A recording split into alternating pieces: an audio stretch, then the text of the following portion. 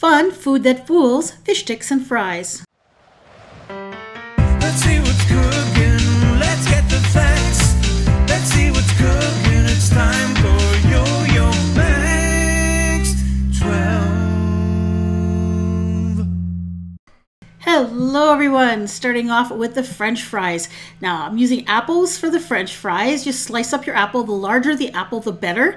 And then I'm using a crinkle potato cutter to make crinkle cut fries. I'm just cutting them so that they look like French fries and that they're about the same size as a crinkle cut French fry. That's why the larger the apple, the better. You'll have longer fries. Now I sprinkled about a teaspoon of cinnamon with about a quarter cup of white sugar. Give that a stir, and that's going to be the coating for the fries to make them look like they're cooked. Right now they look like they're raw, so we want to kind of give them that light brown color. So I just sprinkled some of the cinnamon sugar on top and tossed them around. I found that's better than putting the fries into the sugar because they get a little bit too dark. You can see the ones in the background there. They're a little bit too dark. They look a little burnt. Now for the fish sticks. I'm just using a plain old wafer cookie, any flavor you want. This one happens to have chocolate in the middle. What I'm doing is I'm coating it with a thin coating of peanut butter. Now you need something sticky on these cookies. You could use honey, you could use jam, Nutella, something sticky. Peanut butter works great because it's sticky, easy to spread, and also it has a brown color which will make it look more like a fish stick when it's all done. So I just coated the exterior with a little bit of peanut butter. Now it's time to add the coating to make it look like a fish stick.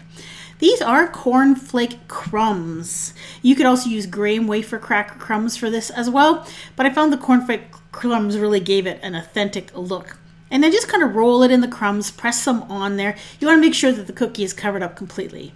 Now for the tartar sauce. You could use plain vanilla yogurt for this. I'm using some melted white chocolate or candy melt here.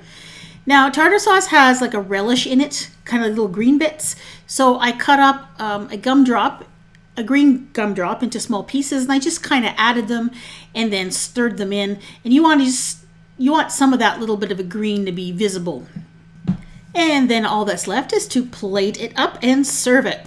I think what would be fun for, like, say, April Fool's Day, if you're planning for that, would be to serve something that looks like a dessert for dinner. Like I have a meatloaf that looks like a cake, and I have a mashed potato that looks like a sundae, and you could serve something that is dessert but looks like dinner, so you could have fish sticks for dessert.